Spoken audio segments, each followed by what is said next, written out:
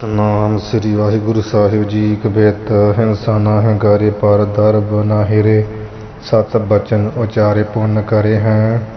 ਯਥਾਵਿਤ ਕਥਾ ਪਰ ਨਾਰਨ ਕੀ ਨ ਭਨੇ ਸੁਨੇ, ਤਾਂ ਤੇ ਗੂੰਗਾ ਬੋਲਾ ਬਨੇ ਭੋਲਾ ਸੰਚਰੇ ਹੈ। ਹਿੰਸਾ ਨਾਹੀ ਕਰੇ ਪਰ ਦਰਬ ਨਾ ਹਿਰੇ। ਵਾਹਿਗੁਰੂ ਜੀ ਕਾ ਖਾਲਸਾ ਵਾਹਿਗੁਰੂ ਜੀ ਕੀ ਫਤਿਹ। ਸ੍ਰੇਸ਼ਟ ਜਨਾਂ ਦੇ ਭਾਵ ਸੰਤਾਂ ਮਹਾਂਪੁਰਸ਼ਾਂ ਦੇ ਗੁਣਾਂ ਦੀ ਪ੍ਰਸ਼ੰਸਾ ਜਾਂ ਮਹਾਂਪੁਰਸ਼ਾਂ ਦੀ ਪ੍ਰਸ਼ੰਸਾ ਇਸ ਅਧਿਆਏ ਵਿੱਚ ਭਰਤਰ ਜੋਗੀ ਜੀ ਕਰ ਰਹੇ ਹੈ। ਆਓ ਆਪਾਂ ਅੱਜ 7ਵਾਂ ਛੰਦ ਕਬਿਤ ਛੰਦ ਪੜ੍ਹੀਏ। ਕੱਲ੍ਹ 6 ਛੰਦ ਪੜ੍ਹੇ ਸੀ ਇਸ ਅਧਿਆਏ ਦੇ।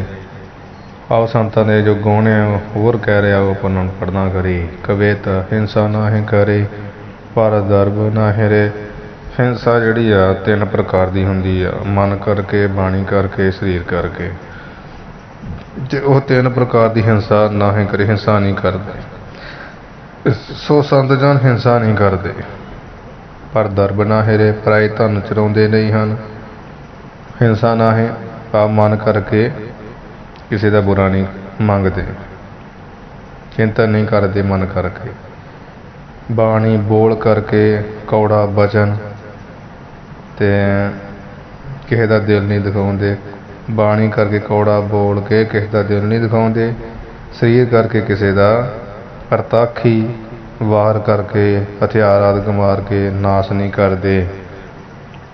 ਇਸ ਤਰ੍ਹਾਂ 3 ਪ੍ਰਕਾਰ ਦੀ ਜਿਹੜੀ ਹਿੰਸਾ ਉਹ ਨਹੀਂ ਕਰਦੇ ਸੰਤ ਜਨ। ਪਰ ਦਰਬ ਨਾ ਹਿਰੇ, ਪਰਾਏ ਧਨ ਨੂੰ ਨਹੀਂ ਜਲਾਉਂਦੇ ਆ। ਅਤੇ ਮੂੰਹ ਤੋਂ ਸਦਾਈ ਸਤ ਬਚਨ ਉਚਾਰੇ ਪੁੰਨ ਕਰੇ ਹੈ। ਮੂੰਹ ਤੋਂ ਸਦਾ ਸੱਚੇ ਬਚਨ ਬੋਲਦੇ ਆ। ਬੋਲੀ ਸਾਰੇ ਧਰਮ ਝੂਠ ਨਾ ਬੋਲੀਏ। ਸਾਰ ਕਿਤਾਬੜੀ ਵੀ ਆਉਂਦਾ ਨਾ ਕਿ ਸੰਤ ਦੇ ਇਹੋ ਜਿਹੇ ਹਨ ਕਿ ਕਮਲ ਫੁੱਲ ਪੱਥਰ ਦੀ ਸਿਲਾ ਦੇ ਉੱਪਰ ਹੋ ਸਕਦਾ, ਸੂਰਜ ਪੱਛਮ ਵੱਲੋਂ ਚੜ੍ਹ ਸਕਦਾ, ਪਰ ਸੰਤ ਜਨ ਕਦੇ ਝੂਠ ਨਹੀਂ ਬੋਲਦੇ। ਉਹ ਝੂਠ ਨਹੀਂ ਬੋਲਦੇ। ਇਸ ਕਰਕੇ ਮਨਾ ਸੰਤਾਂ ਦੀ ਬਾਣੀ ਦੇ ਵਿੱਚ ਧਾਰ ਉਹ ਸਮਾਂ ਆਵਹੀ ਆਵਹੀ ਆਵਹੀ ਇੱਦਾਂ ਹੁੰਦਾ ਹੈ। ਸਾਰ ਕਿਤਾਬੜੀ ਦੇ 7 ਬਚਨ ਉਚਾਰੀ, 7 ਬਚਨ ਉਚਾਰਦੇ ਬੋਲਦੇ ਆ। ਪੁੰਨ ਦਾਨ ਕਰੇ ਹੈ, ਫਿਰ ਪੁੰਨ ਦਾਨ ਕਰਨ ਦਾ ਸਮਾਂ ਹੋਵੇ ਤਾਂ ਪੁੰਨ ਦਾਨ ਕਰਦੇ। ਪੁੰਨ ਕਰੇ, ਪੁੰਨ ਦਾਨ ਦਾ ਸਮਾਂ ਹੋਵੇ ਤਾਂ ਪੁੰਨ ਦਾਨ ਕਰਦੇ। ਕਿੱਦਾਂ? ਯਥਾਵਿਤ ਕਥਾ ਪਰ ਨਾਰਨ ਕੀ ਨਾ ਭਨੇ ਸੁਣੇ। ਯਥਾਵਿਤ, ਯਥਾ ਕਹੀਏ ਜੈਸੇ ਹੈਗੇ ਉਸੇ ਤਰ੍ਹਾਂ ਹੀ, ਭਾਵ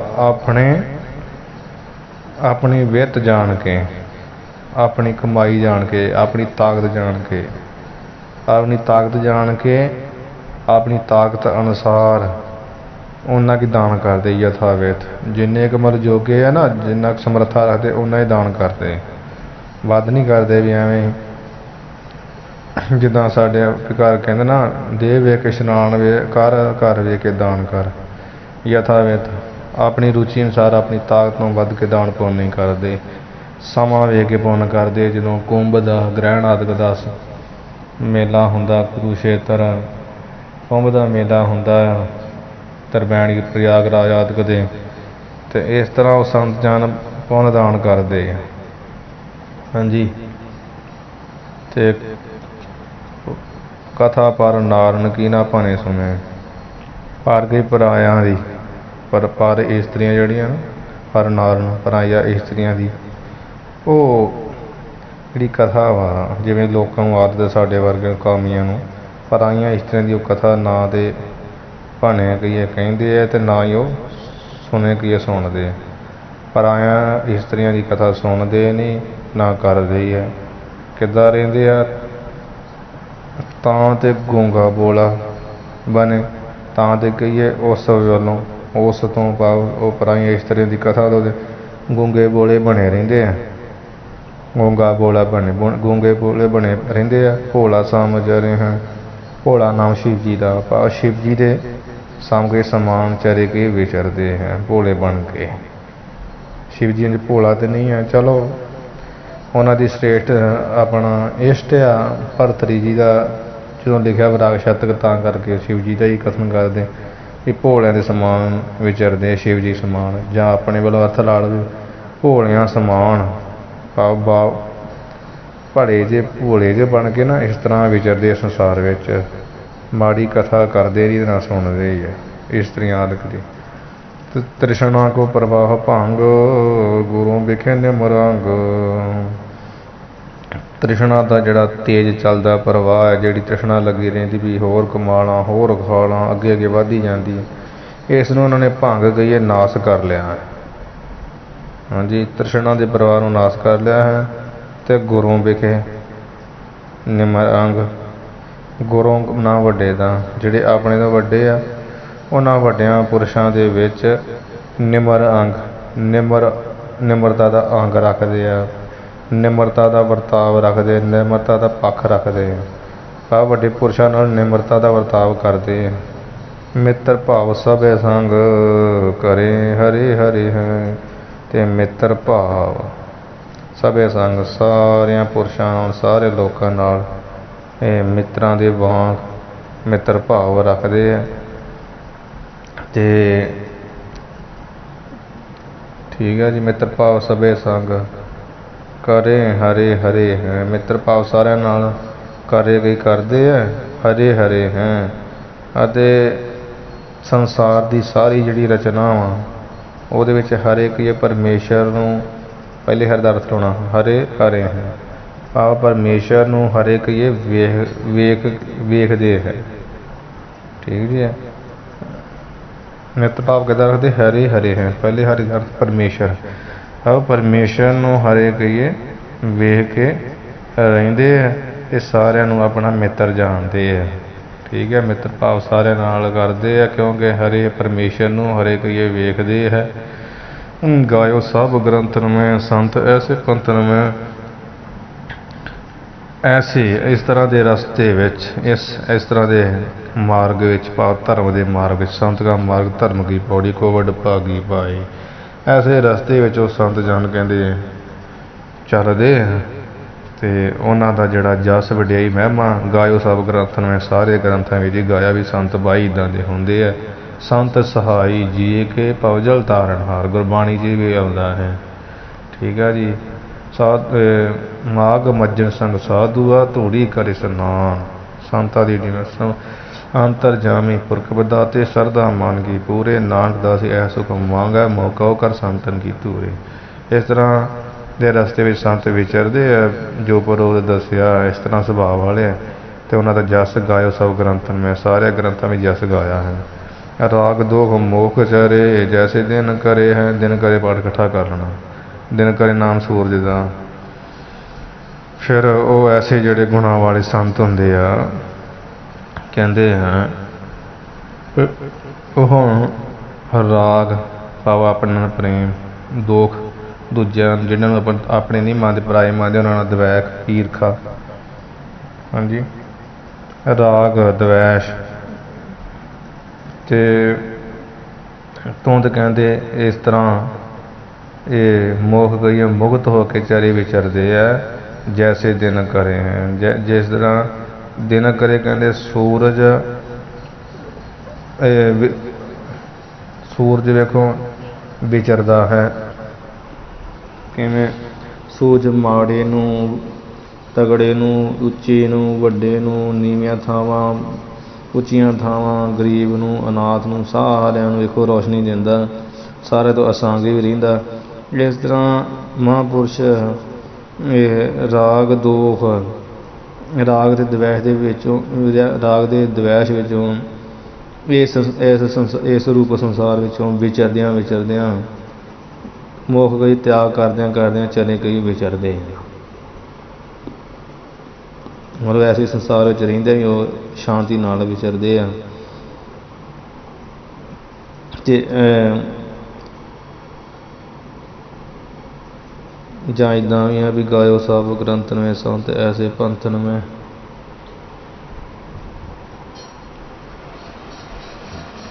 ਮਤਲਬ ਇਹੋ ਜਿਹੇ ਸੰਤ ਆ ਸੂਰਜ ਸਮਾਨ ਵਿਚਰਦੇ ਇੱਕ ਬਰਾਬਰ, ਤੇ ਰਾਗ ਦਵੈਸ਼ ਦਾ ਤਿਆਗ ਕਰਦੇ ਆ, ਭਾਵ ਆਪਣਿਆਂ ਨੂੰ ਮੋਹ ਦੂਜਿਆਂ ਨਾਲ ਈਰਖਾ ਇਹੋ ਜਿਹਾ ਭਾਵ ਬਿਲਕੁਲ ਨਹੀਂ ਰੱਖਦੇ, ਸਾਰੇ ਨਾਲ ਬਰਾਬਰ ਵਿਚਰਦੇ ਆ।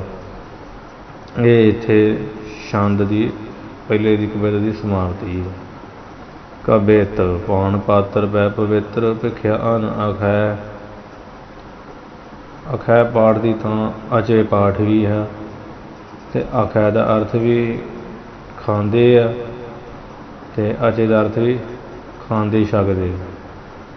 ਹਾਂਜੀ, ਇਸ ਤਰ੍ਹਾਂ ਵੇਖ ਲੈਣਾ। ਪਾਨ ਪਾਤਰ ਵੈ ਭਵੇਤਰ ਭਵੇਖਿਆ ਨ ਆਖੈ। ਪਾਨ ਨਾਮ ਹੱਥਾਂ ਦਾ, ਹੱਥਾਂ ਰੂ ਪਾਤਰ ਕਹੀਏ ਭਾਂਡੇ ਦੇ ਪੈ ਕਹੀਏ ਵਿੱਚ ਜਾਂ ਉੱਪਰ। ਪੈ ਦਾ ਅਰਥ ਅਸਲ ਵਿੱਚ ਉੱਪਰ ਹੀ ਹੁੰਦਾ, ਇਹ ਤਾਂ ਭਾਵ ਅਰਥ ਲਾਉਂਦੇ ਆਪਾਂ ਪੈ ਕਹਿਣ ਹਾਂ। ਪਰ ਕਈ ਥਾਵਾਂ ਜਿੱਥੇ ਪਾਠ ਸੋਧਣਾ ਵੀ ਕੀਤਾ ਵੀ ਪਾਣ ਪਾਤਰ ਮੈਂ ਪਵਿੱਤਰ ਭਿਖਿਆ ਆਨ ਆਖੈ।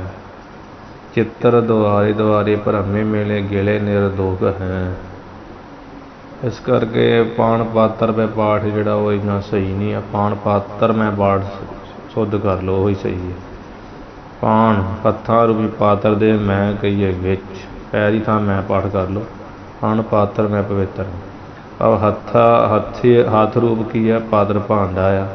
ਇਸ ਭਾਂਡੇ ਦੇ ਵਿੱਚ ਪਵਿੱਤਰ ਭਿਖਿਆ, ਜਿਹੜੀ ਪਵਿੱਤਰ ਸੱਤ ਦੀ ਭਿਖਿਆ, 7 ਘਰਾਂ ਦੀ ਭਿਖਿਆ ਆ, ਉਸ ਭਿਖਿਆ ਦਾ ਅੰਨ ਜਿਹੜਾ ਪਾ ਕੇ ਫਿਰ ਉਹ ਸੰਤ ਮਹਾਤਮਾ ਅਖੈ ਕਹੀਏ ਖਾਂਦੇ ਆ, ਅਤੇ ਅਜੇ ਕਹੀਏ ਛਕਦੇ ਹਨ। ਅਜੇ ਪਾਠ ਦਾ ਅਰਥ ਲਾ ਲੈਣਾ ਛਕਦੇ ਹਨ, ਅਤੇ ਅਖੈ ਦਾ ਅਰਥ ਲਾ ਲੈਣਾ ਖਾਂਦੇ ਹਨ। ਅਖੈ ਪਾਠ ਪਹਿਲਾ, ਅਜੇ ਪਾਠ ਦੂਜਾ। ਚਿੱਤਰ ਦੁਆਰੇ ਦੁਆਰੇ ਭਰਮੇ ਮੇਲੇ ਗਿਲੇ ਨਿਰਦੋਖ ਹੈ। ਕਿ ਚਿੱਤਰ ਜਿਨ੍ਹਾਂ ਮਕਾਨਾਂ ਘਰਾਂ ਦੇ ਕਿ ਦਰਵਾਜ਼ੇ ਦੇ ਚਿੱਤਰਕਾਰੀ ਕੀਤੀ ਗਈ ਹੈ, ਉਹ ਚਿੱਤਰਕਾਰੀਆਂ ਦੇ ਦੁਆਰੇ ਦੁਆਰੇ ਦਰਵਾਜ਼ੇ ਬੂਹੇ ਇਹ ਅੱਗੇ ਭਰਮੇ ਗਏ ਭਰਮਦਿਆਂ ਫਿਰਦਿਆਂ ਹੋਇਆਂ। ਹਾਂਜੀ, ਜੋ ਵੀ ਕੋਈ ਅੰਨ ਜਲ ਮਿਲਦਾ ਹੈ ਗਿਲੇ ਨਿਰਦੋਖ ਹੈ। ਅਤੇ ਜੋ ਅੰਨ ਐਸਾ ਵਾ ਕਿ ਜਿਸ ਵਿੱਚ ਕੋਈ ਦੋਸ਼ ਨਹੀਂ ਹੈ, ਜਿਸ ਵਿੱਚ ਕੋਈ ਗਿਲਾ ਨਹੀਂ ਹੈ, ਉਸ ਨੂੰ ਉਹ ਛਕਦੇ ਹੈ। ਚਿੱਤਰ ਦੁਆਰੇ ਦੁਆਰੇ ਭਰਮੇ, ਕਿ ਚਿੱਤਰਕਾਰੀ ਦਰਵਾਜ਼ਿਆਂ ਦੇ ਦੁਆਰੇ ਦੁਆਰੇ ਬੂਹਿਆਂ ਦੇ ਭਰਮਦਿਆਂ ਮਿਲਦਾ ਜੋ ਜਿਸ ਵਿੱਚ ਕੋਈ ਗਿਲਾ ਨਹੀਂ ਅਤੇ ਦੋਸ਼ ਨਹੀਂ ਜਿਸ ਅੰਨ ਵਿੱਚ, ਉਸ ਨੂੰ ਸੰਤ ਜਨ ਹੱਥਾਂ ਰੂਪੀ ਭਾਂਡਿਆਂ ਦੇ ਜਪਾ ਕਰਕੇ ਪਵਿੱਤਰ ਭਿਖਿਆ ਨੂੰ ਛਕਦੇ। ਦਸੋ ਦਿਸ਼ਾ ਚੈਲ ਵਿਸਤੀਰਨ ਅਮੈਲ ਪੁਨ। ਦਸੋ ਦਿਸ਼ਾ ਚੈਲ ਵਿਸਤੀਰਨ ਅਮੈਲ ਪੁਨ।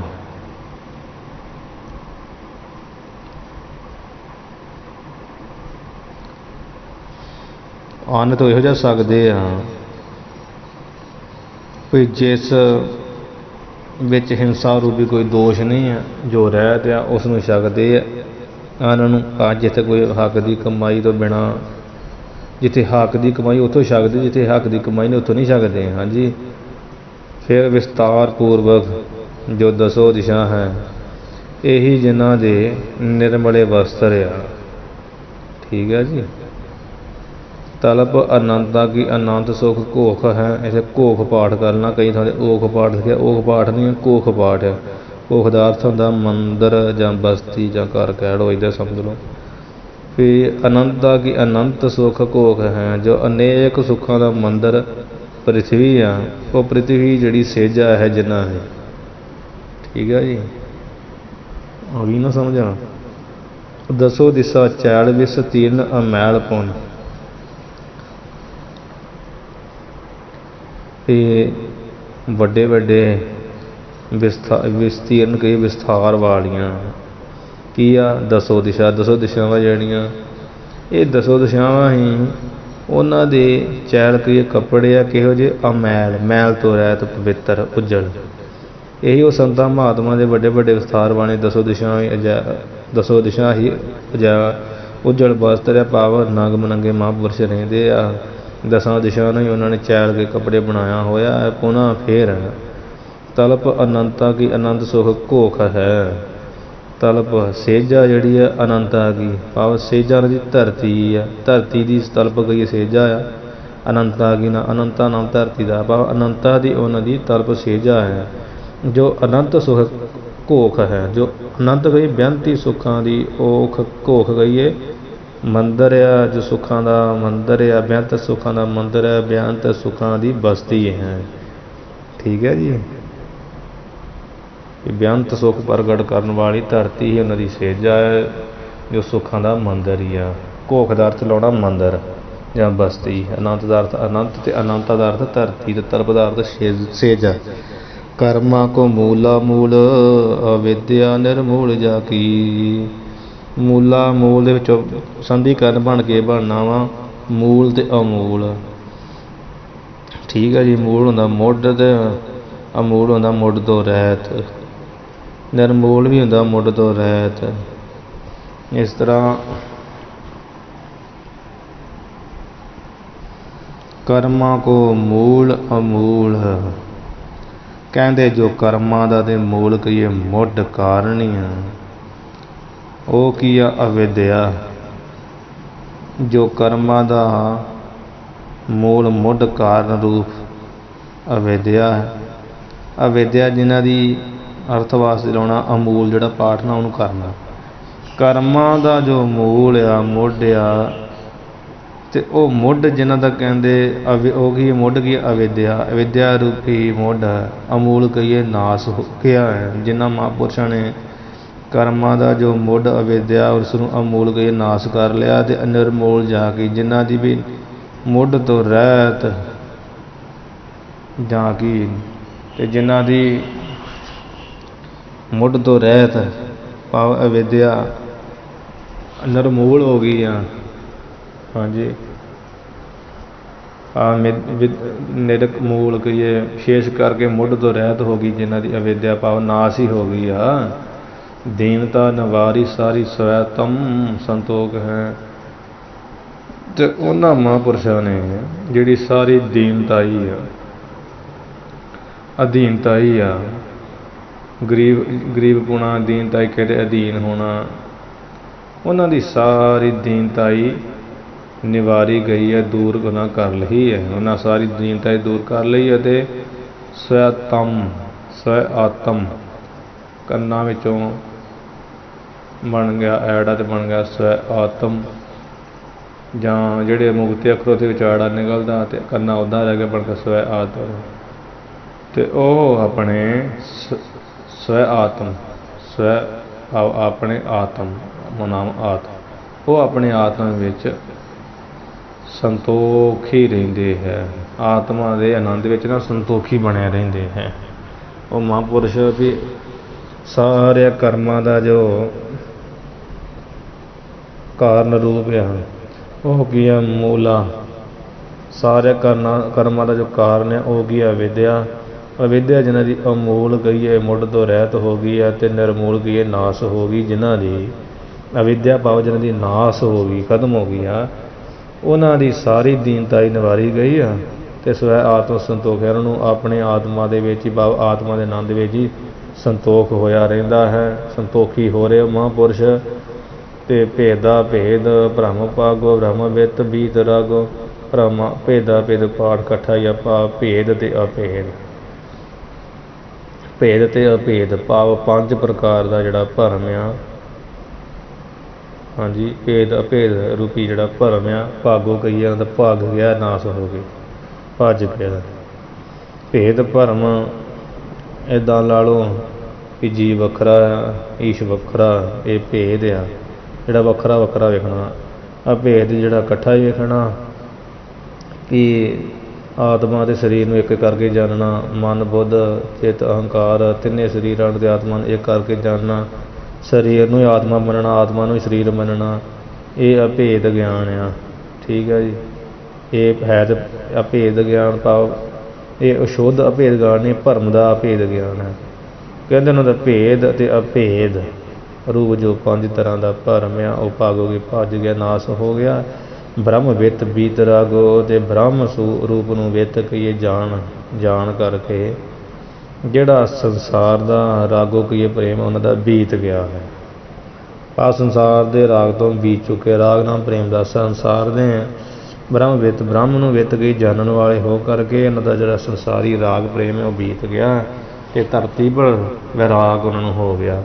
ਭਾਵ ਉਹਨਾਂ ਦਾ ਰਾਗ, ਇਹ ਦੁਨੀਆ ਦਾ ਜਿਹੜਾ ਰਾਗ ਆ ਪ੍ਰੇਮ ਉਹ ਬੀਤ ਗਿਆ, ਇਸ ਰਾਗ ਵੱਲੋਂ ਉਹ ਵੈਰਾਗੀ ਹੋ ਗਏ ਹਨ। ਰਾਗ ਬੀਤ ਗਿਆ, ਸੰਸਾਰ ਦਾ ਮੋਹ ਬੀਤ ਗਿਆ ਤੇ ਬਣ ਕੀ ਗਿਆ, ਆਹੋ ਵੈਰਾਗ ਹੋ ਗਿਆ ਉਹਨਾਂ ਨੂੰ। ਇਹ ਸੰਸਾਰ ਦੇ ਰਾਗ ਤੋਂ ਵਹਿ ਕੇ ਉਲਟ ਹੋ ਗਏ ਆ, ਇੱਥੋਂ ਉਲਟ ਹੋ ਕੇ ਪਰਮੇਸ਼ਰ ਦੇ ਰਾਗ ਵਿੱਚ ਪੈ ਗਏ ਆ ਉਹ ਮਹਾਤਮਾ। ਤੇ ਭੇਦ ਤੇ ਅਭੇਦ ਧਰਮ ਉਹਨਾਂ ਦਾ ਭੱਜ ਗਿਆ, ਜਾਂ ਇੱਦਾਂ ਹੀ ਸਮਝ ਲਓ ਭੇਦ ਇਹ ਭਾਵ ਜਿਹੜੇ ਭੇਦ ਦੇ ਭਰਮ ਹੈ, ਭਾਵ 5 ਪ੍ਰਕਾਰ ਦਾ ਭਰਮ ਜਿਹੜਾ ਲਿਖਿਆ ਗ੍ਰੰਥਾਂ ਵਿੱਚ, ਉਹ ਉਹਨਾਂ ਦਾ ਭੱਜ ਗਿਆ। ਤੇ ਬ੍ਰਹਮ ਨੂੰ ਵਿਤ ਗਈ ਜਾਣਨ ਵਾਲੇ ਹੋ ਕਰਕੇ ਉਹਨਾਂ ਦਾ ਜਿਹੜਾ ਸੰਸਾਰ ਦਾ ਰਾਗ ਪ੍ਰੇਮ ਉਹ ਵੀ ਬੀਤ ਗਿਆ ਹੈ। ਤੇ ਉਹ ਕਿੱਦਾਂ ਰਹਿੰਦੇ ਆ, ਵੇਖੋ ਕਿਸ ਸਮੇਂ ਵਿੱਚ ਕਿੱਦਾਂ ਰਹਿੰਦੇ ਆ ਵੀ ਉਹਨਾਂ ਦਾ ਜਦੋਂ ਮਾਣ ਸਨਮਾਨ ਹੁੰਦਾ ਉਦੋਂ ਤੇ ਦੁਖੀ ਸੁਖੀ ਤੇ ਹੁੰਦੇ ਹੋਣਗੇ। ਤੇ ਵੇਖ ਲਓ ਦੱਸ ਰਹੇ, ਕਹਿੰਦੇ ਮਾਨ ਅਪਮਾਨ ਤੇ ਨਾ ਉਹਦੇ ਮੋਦ ਰੋਗ ਹੈ। ਨਹੀਂ ਭਾਈ, ਜਦੋਂ ਉਹਨਾਂ ਦਾ ਮਾਣ ਕੀ ਸਤਿਕਾਰ ਹੁੰਦਾ ਨਾ, ਕੋਈ ਸਤਿਕਾਰ ਕਰੇ ਤੇ ਉਹ ਸਤਿਕਾਰ ਕਰਨ ਉੱਤੇ ਉਹ ਮੋਦ ਭਾਵ ਆਨੰਦਿਤ ਨਹੀਂ ਹੁੰਦੇ, ਮੋਦ ਨਾਮ ਖੁਸ਼ ਨਹੀਂ ਹੁੰਦੇ ਜੇ ਕੋਈ ਉਹਨਾਂ ਸਤਿਕਾਰ ਕਰੇ। ਅਪਮਾਨ ਤੇ ਨਾ ਉਹਦੇ ਰੋਕ ਹੈ, ਅਰਥਵਾਸ ਕਹਿ ਰਿਹਾ। ਅਪਮਾਨ ਜਿਹੜਾ ਕੋਈ ਅਪਮਾਨ ਨਿਰਾਦਰ ਕਰ ਦੇਵੇ ਤੇ ਉਸ ਅਪਮਾਨ ਤੇ ਦਾ ਅਰਥ ਤੋਂ ਲੈਣਾ। ਅਪਮਾਨ ਤੋਂ ਕਹਿੰਦੇ ਉਹਨਾਂ ਨੂੰ ਰੋਕ, ਜਿਹੜਾ ਕ੍ਰੋਧ ਆ ਉਹ ਉਹਦੇ ਕੋਈ ਪੈਦਾ ਨਹੀਂ ਹੁੰਦਾ ਹੈ। ਅਰਥਾਤ ਮਾਨ ਅਪਮਾਨ ਤੇ ਹਰਕ ਸੋਗ ਤੋਂ ਨਿਆਰੇ ਹੈ। ਉਹ ਹਰਕ ਸੋਗ ਉਹਨਾਂ ਨੂੰ, ਮਾਣ ਕੀ ਤਰ੍ਹਾਂ ਨੂੰ ਹਰਖ ਪੈਦਾ ਨਹੀਂ ਹੁੰਦਾ, ਉਹਦੇ ਨਹੀਂ ਹੁੰਦਾ। ਅਪਮਾਨ ਕੀ ਤਰ੍ਹਾਂ ਨੂੰ ਸੋਗ ਪੈਦਾ ਨਹੀਂ ਹੁੰਦਾ। ਠੀਕ ਹੈ, ਇੱਦਾਂ ਮੰਨ ਲਓ। ਮਾਨ ਅਪਮਾਨ, ਜੇ ਕੋਈ ਸਤਿਕਾਰ ਕਰਦੇ, ਅਪਮਾਨ ਨਿਰਾਦਰ ਕਰਦੇ, ਤੇ ਇਹਨਾਂ ਦੋਵਾਂ ਤੋਂ ਹੀ ਤੇ ਦਾ ਅਰਥ ਤੋਂ ਨਹੀਂ ਕਿ ਉਹਦੇ ਹੁੰਦਾ ਪੈਦਾ ਹੁੰਦਾ, ਭਾਵ ਆਨੰਦ ਤੇ ਰੋਕ ਕਹੀਏ ਸੋਗ, ਇਹ ਦੋਵੇਂ ਚੀਜ਼ਾਂ ਪੈਦਾ ਨਹੀਂ ਹੁੰਦੀਆਂ। ਆਪਣੀ ਮੌਜ ਨਾਲ ਵਿਚਰਦੇ ਆ ਮਹਾਤਮਾ ਸੰਤ। ਠੀਕ ਹੈ ਜੀ। ਗੀਆ ਮਾਲਤੀ ਛੰਦ। ਹੋਰ ਅੱਗੇ ਮਹਾਂਪੁਰਸ਼ਾਂ ਦਾ ਜਿਹੜਾ ਹੈ ਵਿਆਖਿਆ ਕਰ ਲੱਗੇ ਆ। ਆਹ ਜਿਹੜਾ ਛੰਦ ਨਿਕਲਿਆ ਨਾ, ਇਹ 'ਚ ਮਹਾਂਪੁਰਸ਼ਾਂ ਦੀ ਉਸਤਤੀ ਕਰਦੇ, ਉਹਨਾਂ ਦੀ ਧਾਰਨਾ ਦਿਖਾਈ ਆ ਵੀ ਕਿੱਦਾਂ ਦੇ ਆ, ਉਹ ਕਿੱਦਾਂ ਰਹਿੰਦੇ ਆ। ਸ੍ਰੇਸ਼ਟ ਪੁਰਸ਼ਾਂ ਦੀ ਧਾਰਨਾ ਉਹਨਾਂ ਨੇ ਦੱਸੀ ਆ। ਇਹਨਾਂ ਗੁਣਾਂ ਕਰਕੇ ਉਹ ਸ੍ਰੇਸ਼ਟ ਬਣਦੇ ਆ, ਇਹ ਤਾਂ ਹੀ ਉਹ ਮਹਾਂਪੁਰਸ਼ ਕਹੇ ਜਾਂਦੇ ਆ। ਉੱਦਾਂ ਕੋਈ ਮਹਾਂਪੁਰਸ਼ ਨਹੀਂ ਹੈ ਜੇ ਇੱਦਾਂ ਤੋਂ ਸਨਮਾਨ ਕਰੇ ਤੇ ਖੁਸ਼ੀਆਂ ਮਨਾਵੇ, ਮਾੜਾ ਕਰੇ ਤੇ ਬਦਦੁਆਈਆਂ ਦੇਣੀਆਂ ਸ਼ੁਰੂ ਕਰ ਦੇਵੇ। ਬੜੀ ਵੱਡੀ ਕਥਾ ਆ, ਚਲੋ ਰਹੋ ਵਿਚਾਰੇ ਤਾਂ ਸਤਿਗੁਰੂ ਹੀ ਕਰ ਸਕਦੇ ਐਸਾ। ਗੀਆ ਮਾਲਤੀ ਛੰਦ। ਸਤਖੰਡ ਖੀਨ ਕਪੀਨ ਜਾ, ਸਤਖੰਡ ਖੀਨ ਕਪੀਨ ਜਾਗੀ ਤਾਸ ਸਮ ਜਿਹ ਗੋਦਰੀ। ਗੀਆ ਮਾਲਤੀ ਛੰਦ। ਸੱਤ ਨਾਮ 100 ਦਾ, ਖੰਡ ਦਾ ਟੋਟੇ ਦਾ, ਟੁਕੜੇ ਦਾ, 100 ਟੁਕੜਿਆਂ ਨੂੰ ਜੋੜ ਕਰਕੇ ਤੇ ਖੀਨ ਕਈ ਪੁਰਾਣੇ ਜੇ ਜਾਂ ਫਟੇ ਹੋਏ ਹਾਂਜੀ ਬਸਤਰ ਦੀ ਜਿਹੜੀ ਕਪੀਣ ਆ, ਲੰਗੋਟੀ ਹੈ ਜਾਗ ਗਈ ਜਿਨ੍ਹਾਂ ਦੀ, ਹਾਂਜੀ, ਅਤੇ ਤਾਸ ਸਮ ਜੇ ਗੋਦਰੀ, ਉਸੇ ਹੀ ਤਾਸ ਕਹੀਏ ਉਹ ਕਪੀਣ, ਭਾਵ ਕਪੀਣ ਦੇ ਸਮਸ ਬਰਾਬਰ ਹੀ ਜੇ ਕਹੀ ਜਿਨ੍ਹਾਂ ਦੀ ਗੋਦੜੀ। ਠੀਕ ਹੈ ਜੀ। ਸੁਖ ਸਾਧ ਭਿਖਿਆ ਹਾਰ, ਭਿਖਿਆ ਹਾਰ ਪਾਠ ਨਹੀਂ, ਭਿਖਿਆ ਹਾਰ ਇਕੱਠਾ ਹੀ ਕਰਨਾ, ਪਾਠ ਜੋੜ ਲੈਣਾ। ਭਾਵ ਭਿਖਿਆ ਦਾ ਆਹਾਰ।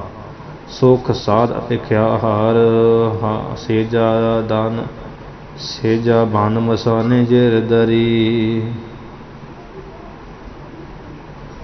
ਗਿਰਦਰੀ ਪਾਠ ਆ, ਜਿਰਦਰੀ ਪਾਠ ਨਹੀਂ, ਗਲਤ ਹੈ ਇੱਥੇ। ਸੁਖ ਸਾਧ ਭਿਖਿਆ ਹਾਰ, ਸੇਜਾ ਬਨ ਮਸਾਨੇ ਗਿਰਦਰੀ। ਠੀਕ ਹੈ ਜੀ। ਸੁਖ ਸਾਧ। ਸਤਖੰਡ ਖੀਨ ਕੋ ਪੀਨ ਜਾਗੀ ਤਸ ਸਭ ਜੇ ਗੋਦਰੀ। ਵੀ ਜਿਸ ਦੀਆਂ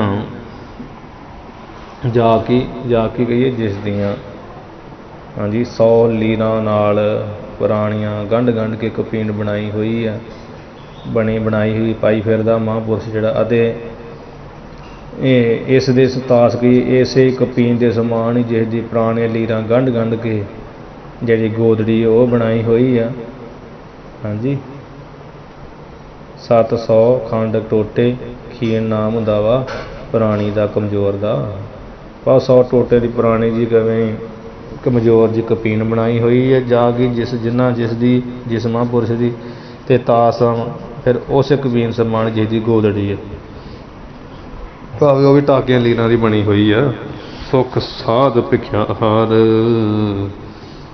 ਅਰਥ ਵਾਸਤੇ ਇਹਨੇ ਪੜ੍ਹਨਾ ਵੀ ਫਿਰ ਜੋ ਸੁੱਖ ਦੇ ਨਾਲ ਪ੍ਰਾਪਤ ਹੋਣ ਵਾਲਾ ਸਾਧਨਾ ਪ੍ਰਾਪਤ, ਜੋ ਸੁੱਖ ਨਾਲ ਸਾਧ ਕੇ ਪ੍ਰਾਪਤ ਹੋਣ ਵਾਲਾ ਭਿਖਿਆ ਦਾ ਆਹਾਰ ਆ, ਭਿਖਿਆ ਦਾ ਭੋਜਨ ਹੈ, ਉਹੀ ਛਕਣਾ ਕਰਦਾ। ਤੇ ਸੇਜਾ ਬਨ ਮਸਾਨੇ ਗਿਰ ਦਰੀ, ਤੇ ਜਿਸ ਦੀ ਸੇਜਾ ਕੀ ਹੈ ਬਨ ਗਈ ਜੰਗਲਾਂ ਵਿੱਚ, ਹਾਂਜੀ ਮਸਾਨੇ ਕਈ ਮਸਾਨਾਂ ਵਿੱਚ, ਗੇਰ ਕਹੀਏ ਪਹਾੜਾਂ ਦੀ ਦਰੀ ਕਹੀਏ ਗੁਫਾ ਦੇ ਵਿੱਚ, ਕੰਧਰਾਂ ਵਿੱਚ, ਜਿਸ ਦੀ ਜੰਗਲ ਦੇ ਵਿੱਚ ਪਹਾੜਾਂ ਦੀ ਗੁਫਾ ਵਿੱਚ ਤੇ ਮਸਾਣਾ ਵਿੱਚ ਸੇਜਾ ਜਿਸ ਦੀ, ਠੀਕ ਹੈ ਜੀ। ਭਿਖ ਸਤਰ ਮਿੱਤਰ ਸਮਾਨ, ਤੇ ਜੋ ਸ਼ਤਰੂ ਨੂੰ ਤੇ ਮਿੱਤਰ ਨੂੰ ਇੱਕ ਸਮਾਨ ਪਿਖ ਗਈ ਵੇਖਦਾ ਹੈ। ਮੁਖ ਦੁੱਤ, ਮੁਖ ਜਿਹੜਾ ਦੁੱਤ ਗਈ ਬੜਾ ਪ੍ਰਕਾਸ਼ਮਾਨ ਆ। ਸੂਨ ਸਦਰੋਂ ਹਮੇਸ਼ਾ ਦਾ, ਜੋ ਸੁੰਨੇ ਘਰਾਂ ਦੇ ਵਿੱਚ ਹਮੇਸ਼ਾ ਹੀ, ਭਾਵ ਸੂਨੋਂ ਕਹੀਏ ਜਿਹੜੇ ਉਜਾੜਾਂ ਦੇ ਵਿੱਚ ਹੀ, ਜਿੱਥੇ ਕੋਈ ਨਹੀਂ ਨਾ ਵਸਦਾ। ਪਿੱਛੇ ਕਿਹਾ ਹੈ ਨਾ ਵੀ ਸੰਤ ਉੱਥੇ ਚਲੇ ਗਏ ਜਿੱਥੇ ਕੋਈ ਜੀਵ ਨਹੀਂ, ਨਿਰਜਨ ਜੰਗਲ ਸੀ, ਜਿੱਥੇ ਕੋਈ ਜਾਂਦਾ ਨਹੀਂ, ਚਿੜੀ ਨਹੀਂ ਸੀ ਫੜਕਦੀ, ਉਹਨਾਂ ਥਾਵਾਂ 'ਚ ਸੰਤ ਗਏ ਆ। ਉਹ ਪੱਖ ਨਾਲ ਕਹਿ ਰਹੇ, ਕਹਿੰਦੇ ਵੀ ਉਹ ਜਿਹੜੇ ਆ ਮੰਦਰਾਂ ਵਿੱਚ ਸਦਾ ਰਹਿੰਦੇ ਆ ਤੇ ਮਿੱਤਰ ਸ਼ਤਰੂ ਨੂੰ ਦੇਖ ਕੇ ਇੱਕ ਸਮਾਨ ਰਹਿੰਦੇ ਆ, ਹਾਂਜੀ। ਤੇ ਭਿਖਿਆ ਦਾ ਸੌਖਾ ਹੀ ਜਿਹੜਾ ਸੁੱਖ ਨਾਲ ਪ੍ਰਾਪਤ ਹੋਇਆ ਭਾਵ ਔਖਿਆਂ ਹੋ ਕੇ ਨਹੀਂ, ਜਿਹੜਾ ਸੁੱਖ ਨਾਲ ਪ੍ਰਾਪਤ ਸਾਧ ਕੇ ਸਾਧਿਆ ਹੋਇਆ, ਜਾਂ ਸੌਖੇ ਹੀ ਸਾਧ ਕੇ ਸਾਧਨ ਵਾਲਾ ਜਿਹੜਾ ਭੋਜਨ ਮਿਲ ਜਾਂਦਾ ਭਿਖਿਆ ਦਾ ਆਹਾਰ, ਉਸ ਨੂੰ ਹੀ ਛਕ ਲੈਂਦੇ ਆ। ਮਸਾਣਾਂ ਵਿੱਚ, ਜੰਗਲਾਂ ਵਿੱਚ, ਪਰਬਤਾਂ ਦੀ ਗੁਫਾ ਵਿੱਚ ਜਿਨ੍ਹਾਂ ਦੀ ਸੇਜਾ ਆ, ਭਾਵ ਉੱਥੇ ਗੁਜ਼ਾਰਾ ਕਰਦੇ ਆ। ਨਿਰਮਲ ਨਿਜਾਤਮਾ ਕੋ ਭਜੇ, ਸੁਖ ਰੂਪ ਦੇ ਜਨ ਸਰਬਦਾ।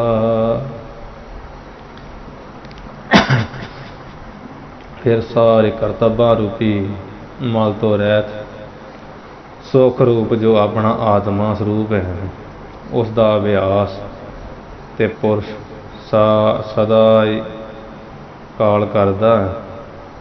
ਉਹ ਮਨੁੱਖ ਮਹਾਨ ਕਰਮਾਂ ਵਾਲੇ, ਭਾਗਾਂ ਵਾਲੇ ਆ, ਠੀਕ ਹੈ ਜੀ। ਨਿਰਮਲ ਨਿਜਾਤਮ ਕੋ ਭਜੇ, ਨਿਰਮਲ ਜੋ ਆਪਣਾ ਨਿਜ ਆਤਮ, ਜੋ ਆਪਣਾ ਆਤਮਾ ਹੀ ਹੈ, ਤੇ ਉਸ ਆਪਣੇ ਆਤਮਾ ਨੂੰ ਭਜੇ ਸਿਮਰਨ ਕਰਦਾ, ਸਿਮਰਦਾ, ਜੋ ਕਿ ਸੁਖ ਰੂਪ ਆ। ਤੇ ਜਨ ਸਰਬ ਦਾ, ਉਹ ਜਨ ਸਦਾ ਹੀ ਸੁਖ ਰੂਪ ਹੋ ਜਾਂਦੇ ਹੈ। ਅਰਥ ਵਾਸਤੇ ਇੱਦਾਂ ਲਾ ਲੈਣਾ, ਭਾਵ ਨਿਰਮਲ ਨਿਜਾਤਮ ਕੋ ਭਜੇ, ਜੋ ਮਲ ਵਿਖੇਪ ਵਾਰਨ ਅਵਿਦਿਆ ਦੀ ਮੈਲ ਤੋਂ ਰਹਿਤ ਹੈ ਨਾ, ਨਿਜਾਤਮਾ ਆਪਣਾ ਆਤਮਾ, ਹਾਂਜੀ, ਭਾਵ ਉਜਲ ਤੇ ਸੁੱਖ ਸਰੂਪ ਆਪਣਾ ਆਤਮਾ। ਉਹ ਉਸ ਆਤਮਾ ਸਰੂਪ ਨੂੰ ਉਹ ਪੁਰਸ਼ ਕਹਿੰਦੇ ਤੇ ਜਨ, ਉਹ ਜਨ ਸਰਬਦਾ ਕੀ ਸਦਾ ਹੀ ਭਜੇ ਕੇ ਸਿਮਰਨ ਕਰਦਾ ਰਹਿੰਦਾ ਹੈ। ਤੇ ਜੋ ਆਪਣੇ ਆਤਮਾ ਨੂੰ ਸਦਾ ਹੀ ਭਜਨ ਕਰਦਾ, ਭਾਵ ਅੰਤਰਮੁਖ ਹੋ ਕੇ ਆਤਮਾ ਚਿੰਤਨ ਕਰਦਾ ਰਹਿੰਦਾ। ਸੁੱਖ ਰੂਪ ਤੇ ਜਨ ਸਰਬਦਾ, ਉਹ ਸੁੱਖ ਰੂਪ ਹੀ ਉਹ ਜਨ ਹਮੇਸ਼ਾ ਲਈ ਹੋ ਜਾਂਦਾ ਹੈ। ਇਸ ਕਰਕੇ ਆਤਮ ਦਾ ਮਨ ਦਾ ਵੀ ਹੁੰਦਾ, ਜੋ ਨਿਰਮਲ ਆਪਣੇ ਆਤਮਾ ਕਹੀਏ ਮਨ ਨੂੰ ਕਰਕੇ ਤੇ ਉਹਦੇ ਵਿੱਚ ਲੀਨ ਹੋ ਕੇ ਭਜਨ ਕਰਦਾ ਰਹਿੰਦਾ, ਉਹ ਸੁੱਖ ਰੂਪ ਉਹ ਜਨ ਸਦਾ ਹੀ ਹੋ ਜਾਂਦਾ ਹੈ। ਤੇ ਉਹ ਮਹਾਂਪੁਰਸ਼ ਇਸ ਤਰ੍ਹਾਂ ਹੁੰਦੇ ਆ ਵੀ ਆਪਣੇ ਨਿਰਮਲ ਨਿਜ ਆਤਮਾ ਦੇ ਵਿੱਚ ਭਜਨ ਕਰਦੇ ਨੇ, ਸਿਮਰਨ ਕਰਦੇ ਨੇ ਸੁੱਖ ਰੂਪ ਨੂੰ, ਤੇ ਸੁੱਖ ਰੂਪ ਹੀ ਉਹ ਜਨ ਸਦਾ ਹੀ ਮਹਾਂਪੁਰਸ਼ ਬਣੇ ਰਹਿੰਦੇ ਹੈ। ਦੋਹਰਾ ਚਰਹਿ ਸੁਤੰਤਰ ਨਿਰੰਕ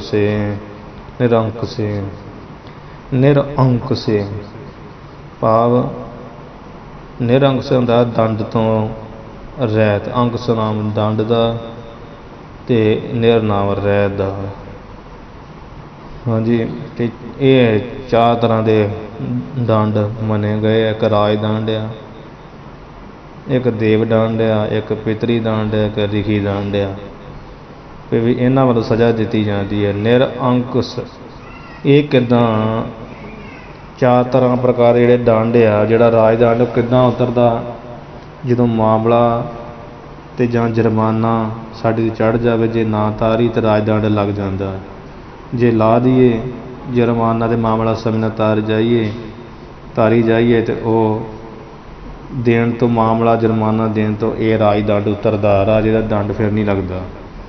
ਤੇ ਇੱਕ ਦੇਵ ਦੰਡ, ਦੇਵਤਿਆਂ ਵੱਲੋਂ ਦੰਡ, ਜਦੋਂ ਆਪਾਂ ਪੂਜਾ ਛੱਡਦੇ ਨੇ ਫਿਰ ਦੇਵਤਿਆਂ ਵੱਲੋਂ ਦੰਡ ਦਿੱਤਾ ਜਾਂਦਾ, ਉਹ ਪੱਧਰ ਆ ਕੇ ਪੈ ਜਾਂਦਾ। ਇਹ ਪੂਜਾ ਦਾਨ ਆਦਿ ਕਰਕੇ ਤੇ ਇਹ ਦੰਡ ਉਤਰਦਾ ਹੈ, ਲੱਥਦਾ ਹੈ। ਫਿਰ ਪਿਤਰੀ ਦੰਡ, ਆਪਣੇ ਜਿਹੜੇ ਵੱਡ ਵਡੇਰੇ ਆ, ਜਦੋਂ ਉਹਨਾਂ ਦਾ ਭੋਜਨ ਪ੍ਰਸ਼ਾਦਾ ਨਾ ਕਰੀਏ ਫਿਰ ਉਹਨਾਂ ਦਾ ਵੀ ਦੰਡ ਲੱਗਦਾ। ਕਹਿੰਦੇ 4 ਪ੍ਰਕਾਰ ਦੇ ਦੰਡ ਜੋ ਮੰਨੇ ਆ। ਫਿਰ ਇਹ ਸ਼ਰਾਧ ਸ਼ਰੂਦ ਉਹਨਾਂ ਦੇ ਕਰਾਈਏ, ਉਹਨਾਂ ਦੇ ਨਿਮਿਤ ਭੋਜਨ ਪ੍ਰਸ਼ਾਦਾ ਕਰਾਈਏ, ਤੇ ਫਿਰ ਇਹ ਉਤਰਦਾ ਦੰਡ ਪਿਤਰੀ ਦੰਡ, ਪਿਤਰੀ ਹੋਏ ਉਧਾਰ ਹੋਏ। ਤੇ ਰਿਖੀ ਦੰਡ, ਇਹ ਰਿਖੀਆਂ ਵੱਲੋਂ ਜਿਹੜਾ ਦੰਡ ਦਿੱਤਾ ਜਾਂਦਾ, ਇਹ ਜਦੋਂ ਉਹਨਾਂ ਕੋਲ ਫਿਰ ਵਿੱਦਿਆ ਪ੍ਰਾਪਤ ਕਰੀਏ ਤੇ ਉਹਨਾਂ ਦੇ ਕਹਿਣੇ ਮੁਤਾਬਕ ਚੱਲੀਏ ਤੇ ਫਿਰ ਇਹ ਦੰਡ ਉਤਰਦਾ ਰਿਖੀਆਂ ਦਾ ਦੰਡ। ਜੋ ਪੁਰਸ਼ ਇਹਨਾਂ ਚੌਹਾਂ ਦੰਡਾਂ ਤੋਂ ਰਹਿਤ ਹੋਵੇ ਉਸ ਨੂੰ ਨਿਰੰਕਸ਼ ਕਹਿੰਦੇ ਆ। ਤੇ ਇਹ ਦੰਡ ਤੇ ਸਾਡੇ ਵਰਗੇ ਲੋਕਾਂ ਦੇ ਬ੍ਰਹਮ ਗਿਆਨੀ ਮਹਾਂਪੁਰਸ਼ਾਂ ਦੇ ਤੌਰ ਤੇ ਹੈ ਹੀ ਨਹੀਂ। ਠੀਕ ਹੈ ਜੀ। ਇਸ ਤਰ੍ਹਾਂ ਉਹਨਾਂ ਦੀ ਵਡਿਆਈ ਉਪਮਾ ਲਿਖਣ ਲੱਗੇ ਗ੍ਰੰਥ ਵਿੱਚ ਤੇ ਕਹਿੰਦੇ ਆ ਕਿ ਸੰਸਾਰ ਵਿੱਚ ਵੇਖੋ ਰਾਜਾ ਆਦਿਕ ਦੰਡ ਹੁੰਦੇ ਆ, ਪਰ 4 ਦੰਡ ਦੇ ਉੱਤੋਂ ਕਿਵੇਂ ਵਿਚਰਦੇ ਆ। ਤੇ ਲਿਖਿਆ ਚਰੇ ਸੁਤੰਤਰ ਨਿਰੰਕੁਸ਼ੇ। ਕਹਿੰਦੇ ਵੀ ਉਹ ਆ ਜਿਹੜੇ ਦੰਡ ਤਰ੍ਹਾਂ ਦੇ ਦੇਵਤਿਆਂ ਵੱਲੋਂ ਪੈ ਜਾਂਦੇ, ਮੰਗਲ ਸ਼ਨੀ ਆਦਿ ਕਦੀ ਪੂਜਾ ਕਰਕੇ ਲੱਥਦੇ ਮੁੜ ਕੇ। ਹਾਂਜੀ। ਤੇ ਬ੍ਰਹਮ ਵੇਦਿਆਂ ਨੂੰ ਤੇ ਇਹਦਾ ਕੋਈ ਦੰਡ ਨਹੀਂ। ਬ੍ਰਹਮ ਵੇਦ ਤੇ ਮਹਾਂਪੁਰਸ਼ਾਂ ਪਰ ਇਹਦਾ ਕੋਈ ਦੰਡ ਨਹੀਂ ਹੁੰਦਾ। 4 ਦੰਡ ਹੀ ਨਹੀਂ ਹੁੰਦੇ। ਚਰ ਹੈ ਸੁਤੰਤਰ ਨਿਰੰਕੁਸ਼। ਇਸ ਕਰਕੇ ਨਿਰੰਕੁਸ਼ ਹੋ ਕੇ ਤੇ ਸੁਤੰਤਰ ਹੋ ਕੇ ਉਹ ਵਿਚਰਦੇ, ਕਿਸੇ ਦੇ ਅਧੀਨ ਹੋ ਕੇ ਚਰੇ ਕਹੀਏ ਨਹੀਂ ਵਿਚਰਦੇ, ਚਰੇ ਕਹੀਏ ਵਿਚਰਦੇ ਆ। ਕਿੱਦਾਂ? ਸੁਤੰਤਰ ਨਿਰੰਕੁਸ਼, ਦੰਡ ਤੋਂ ਰਹਿਤ ਹੋ ਕੇ। ਫਿਰ ਪ੍ਰਸ਼ਨ ਖੜਾ ਹੁੰਦਾ ਵੀ ਉਹਨਾਂ ਦੇ ਫਿਰ ਜਿਹੜੇ ਇੱਦਾਂ ਵਿਚਰਦੇ ਆ ਉਹਨਾਂ ਨੂੰ ਹੰਕਾਰ ਤੇ ਹੁੰਦਾ ਹੀ ਹੋਊਗਾ।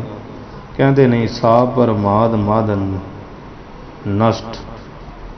ਪਰਮਾਦ ਨਾਮ ਦਾ ਇੱਥੇ ਹੁੰਦਾ ਵਾ ਬੇਪਰਵਾਹੀ ਦਾ। ਹਾਂਜੀ।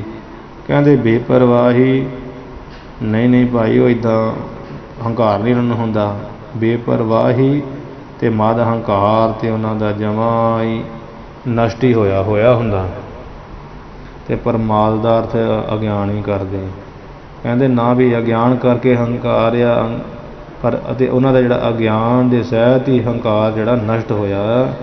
ਇਸ ਕਰਕੇ ਉਹ ਇਸ ਤਰ੍ਹਾਂ ਸੁਤੰਤਰ ਨਿਰੰਕੁਸ਼ ਵਿਚਰਦੇ ਆ। ਅਧਿਸ਼ਠਾਨ ਪ੍ਰਬੋਧ ਕਰ, ਅਧਿਸ਼ਠਾਨ ਦਾ ਆਸਰਾ। ਤੇ ਸਾਰਿਆਂ ਦਾ ਆਸਰਾ ਕੌਣ ਆ? ਚੇਤਨ ਬ੍ਰਹਮ ਹੀ ਆ। ਜਾਂ ਸਰੀਰ ਦਾ ਆਸਰਾ ਕੀ ਆ? ਚੇਤਨ ਹੀ ਆ। ਵੇਖੋ ਚੇਤਨਤਾ ਕਰਕੇ ਸਰੀਰ ਹਿਲ ਜੁਲ ਬੋਲ ਰਿਹਾ, ਤਾਂ ਉਹ ਆਤਮਾ ਆ। ਉਹਦਾ ਨਾਮ ਹੀ ਆਤਮਾ, ਉਹਦਾ ਨਾਮ ਹੀ ਚੇਤਨ ਆ। ਉਹਦਾ ਨਾਮ ਹੀ ਬ੍ਰਹਮ ਆ, ਉਹਦਾ ਨਾਮ ਹੀ ਚੇਤਨ ਆ। ਹਾਂਜੀ। ਤੇ ਉਹ ਹੈ ਅਧਿਸ਼ਠਾਨ, ਜਿਹੜਾ ਸਾਰਿਆਂ ਦਾ ਆਸਰਾ ਉਹ ਅਧਿਸ਼ਠਾਨ ਆ। ਸਾਰਿਆਂ ਦਾ ਆਸਰਾ ਰੂਪ ਜੋ ਅਦਵੈਤ ਚੇਤਨ ਆ, ਭਾਵ ਜੋ ਸਾਰੇ ਦੇ ਇੱਕ ਸਮਾਨ ਸਮਾਇਆ ਹੋਇਆ, ਉਸ ਦੇ ਪ੍ਰਬੋਧ ਕਰਕੇ, ਭਾਵ ਗਿਆਨ ਕਰਕੇ, ਉਹਨਾਂ ਉਸ ਗਿਆਨ ਦੇ ਬਲ ਕਰਕੇ ਜਿਹੜਾ ਹੰਕਾਰ ਆਦਿਕ ਅਗਿਆਨ ਸੰਪੂਰਨ ਸੰਸਾਰ ਦਾ ਕਲਪਤ ਰੂਪ, ਉਹ ਉਹਨਾਂ ਮਹਾਂਪੁਰਸ਼ਾਂ ਦਾ ਸਮਸ਼ਟ ਗਈ ਸਾਰਾ ਨਸ਼ਟ ਹੋਇਆ ਹੈ। ਕਲਪਤ ਸਮਸ਼ਟ ਨਸ਼ਟ ਸਾਰਾ ਹੀ ਅਧਿਸ਼ਠਾਨ। ਠੀਕ ਹੈ ਜੀ। ਅਧਿਸ਼ਠਾਨ ਹੁਣ ਸਰੀਰ ਦਾ ਅਧਿਸ਼ਠਾਨ ਕੀ ਆ? ਆਤਮਾ ਹੀ ਹੈ ਨਾ, ਚੇਤਨ ਹੀ ਹੈ ਨਾ। ਇਸ ਤਰ੍ਹਾਂ ਆਸਰੇ ਰੂਪ ਬ੍ਰਹਮ ਜਾਂ ਆਤਮਾ ਨੂੰ ਜਾਂ ਚੇਤਨ ਦੇ ਪ੍ਰਬੋਧ ਕਰਕੇ ਜੋ ਕਲਪਤ ਅਕਲਪਤ ਸਰੀਰ ਆ, ਹਾਂਜੀ, ਮਾਨਿਆ ਬੋਧਿਆ, ਇਹ ਸਮਸ਼ਟ ਕੇ ਸਾਰਾ ਉਹਨਾਂ ਦਾ ਨਸ਼ਟ ਹੋ ਗਿਆ। ਉਹਨਾਂ ਸੰਤਾਂ ਮਹਾਂਪੁਰਸ਼ਾਂ ਦੇ, ਉਹਨਾਂ ਨੇ ਤੇ ਇਸ ਨੂੰ ਅਧਿਸ਼ਠਾਨ ਬ੍ਰਹਮ ਨੂੰ ਜਾਣ ਲਿਆ। ਸਰੀਰ ਨੂੰ ਤੇ ਉਹਨਾਂ ਨੇ ਕਲਪਤ ਹੀ ਜਾਣਿਆ। ਜਿਵੇਂ ਸਹੇ ਦੇ ਸਿੰਘ ਕੋਈ ਕਹਿ ਦੇ ਵੀ ਹੁੰਦੇ ਆ, ਤੇ ਸਹੇ ਦੇ ਸਿੰਘ ਦੇ ਹੁੰਦੇ ਨਹੀਂ ਆ, ਕਲਪਤ ਹੀ ਆ ਨਾ। ਆਕਾਸ਼ ਦੇ ਵਿੱਚ ਜਿਹੜਾ ਹੈ ਗੰਧਰਵ ਨਗਰੀ, ਜਿਹੜੀ ਹਰ ਚੰਦੌਰੀ ਆ, ਫੁੱਲ ਆ ਆਕਾਸ਼ ਦੇ, ਉਹ ਵੀ ਜਿਹੜੇ ਆ ਕਲਪਤ ਹੀ ਆ ਨਾ। ਇਸ ਤਰ੍ਹਾਂ ਕਲਪਤ ਰੂਪ ਕਰਕੇ ਉਹਨਾਂ ਨੇ ਸਾਰੇ ਸਮਸ਼ਟ ਨਸ਼ਟ ਹੀ ਜਾਣਿਆ ਹੈ। ਠੀਕ ਹੈ। ਅਧਿਸ਼ਠਾਨ ਬ੍ਰਹਮ ਦੇ ਗਿਆਨ ਕਰਕੇ ਜੋ ਆਸਰਾ ਸਰੂਪ ਹੈ, ਜੋ ਆਤਮ ਚੇਤਨ ਆ, ਉਸ ਦੇ ਪ੍ਰਬੋਧ ਕਰਕੇ ਗਿਆਨ ਪ੍ਰਾਪਤ ਹੋ ਜਾਣ ਕਰਕੇ ਕਲਪਤ ਨਸ਼ਟ ਸਮਸ਼ਟ, ਕਲਪਤ ਰੂਪੀ ਜਿਹੜਾ ਇਹ ਅੱਗੇ ਸਾਰਾ ਸੰਸਾਰ ਆ, ਸਾਰਾ ਹੀ ਕੁਝ ਆ ਅਧਿਸ਼ਠਾਨ ਬ੍ਰਹਮ ਚੇਤਨ ਤੋਂ ਬਿਨਾਂ ਤਾਂ ਬਾਕੀ ਸਾਰਾ ਜੋ ਅਨਾਤਮਾ ਸਭ ਕਲਪਤ ਹੀ ਆ। ਇਹ ਸਮਸ਼ਟ ਸਾਰਾ ਨਸ਼ਟ ਉਹਨਾਂ ਨੇ ਜਾਣਿਆ ਹੈ, ਉਹਨਾਂ ਸੰਤਾਂ ਮਹਾਂਪੁਰਸ਼ਾਂ ਨੇ। ਠੀਕ ਹੈ ਜੀ। ਜਿਵੇਂ ਸਹਿ ਦੇ ਸਿੰਘ ਨਹੀਂ ਹੁੰਦੇ, ਆਕਾਸ਼ ਵਿੱਚ ਫੁੱਲ ਨਹੀਂ ਹੁੰਦੇ, ਬਸ ਸਭ ਕਲਪਤ ਹੀ। ਇਸ ਤਰ੍ਹਾਂ ਕਲਪਤ ਰੂਪ ਕਰਕੇ ਸਮਸ਼ਟ ਸਾਰੇ ਨੇ ਨਸ਼ਟ ਜਾਣਿਆ ਹੈ। ਅਤੇ ਜਾਂ ਵੀ ਕਲਪਤ ਰੂਪ ਤੇ ਸਾਰਾ ਹੀ ਉਹਨਾਂ ਦਾ ਅੰਦਰੋਂ ਨਸ਼ਟ ਹੋ ਗਿਆ ਇਹ ਸੰਸਾਰ, ਇੱਕ ਅਧਿਸ਼ਠਾਨ ਚੇਤਨ ਬ੍ਰਹਮ ਦੇ ਪ੍ਰਬੋਧ ਗਿਆਨ ਕਰਕੇ। ਲਲਿਤ ਛੰਦ, ਹੁਣ ਲਲਿਤ ਛੰਦ ਅੱਗੇ ਉਚਾਰਨ ਕਰ ਲੱਗੇ। ਕਹਿੰਦੇ ਵੀ ਇਹੋ ਜਿਹੇ ਪੁਰਸ਼ ਦੇ ਬਹੁਤ ਵੀ ਤੁਸੀਂ ਦੇਖੇ ਹੋਣਗੇ, ਜਿਹੋ ਜਿਹੀ ਤੁਸੀਂ ਗੱਲ ਕਰ ਰਹੇ ਹੋ ਛੰਦ ਵਿੱਚ, ਉਹਦਾ ਉੱਤਰ ਹੁਣ ਦੇਣ ਲੱਗੇ ਆ। ਤੀਨ ਭਵਨ ਮੈਂ ਸਰਬ ਸਰਗ ਕੋ ਆਸਮੰਤ ਮੈਂ ਢੂੰਡਿਓ ਤਾਤਾ। ਇਹਦੇ ਕਈ ਥਾਵਾਂ 'ਤੇ ਪਾਠ ਤਾਤ ਵਿਦਾਤ ਅਤੇ ਰਾਤ ਭਰਾਤ ਕੀਤਾ, ਪਰ ਅਸਲ ਪਾਠ ਕੰਨਾ ਨਾ ਕੀਤੇ, ਸਾਰਿਆਂ ਨੂੰ ਕੰਨੇ ਲਾ ਹੀ ਲੈਣੇ। ਤੀਨ ਭਵਨ ਮੈਂ ਸਰਬ ਸਰਗ ਕੋ ਆਸਮੰਦ ਮੈਂ ਢੂੰਡਿਓ ਤਾਤਾ। ਇਹਦਾ ਉੱਤਰ ਦੇਣ ਲੱਗੇ ਆ। ਕਹਿੰਦੇ ਵੀ ਹੇ ਭਾਈ, ਹੇ ਜੀਵੋ ਸੁਣੋ, ਤਿੰਨਾਂ ਭਾਵਨਾ ਦੇ ਵਿੱਚ ਤੀਨ ਭਾਵਨਾ ਰੂਪ, ਮੈਂ ਦਾ ਅਰਥ ਰੂਪ ਆ। ਹਾਂਜੀ, ਤੀਨ ਭਾਵਨਾ ਰੂਪ, ਤਿੰਨ ਭਾਵਨਾ ਰੂਪ ਭਾਵ